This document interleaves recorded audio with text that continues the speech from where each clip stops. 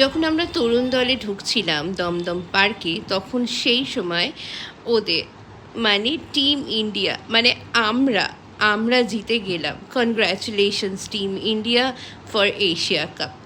আর আমরা ঢুকছিলাম লক্ষ্মীর পায়ের ছাপ ধরে, মানে দমদম তরুণ দলের সুন্দর প্যান্ডেলের ভেতরে।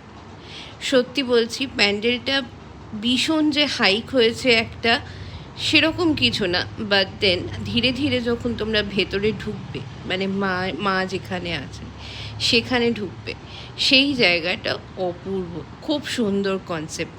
মানে সমস্ত ছাপ বা স্ট্যাম্প যাকে বলে, এখানে তার স্ট্যাম্পের হিস্ট্রি দেয়া আছে, কয়েনের হিস্ট্রি দেয়া আছে, মা লক্ষ্মীর পায়ের ছাপ আছে, কত রকমের ছাপ হতে পারে, হাতের ছাপ, ভোটের ছাপ, কনস্টিটিউশনের ছাপ, টাকার ছাপ, পুরোনো দিনের ছাপ কী করে তৈরি করা হতো সেই ছাপ, শাড়ির ছাপ তৈরি করা হয় কী করে, সমস্ত কিছু দেয়া আছে।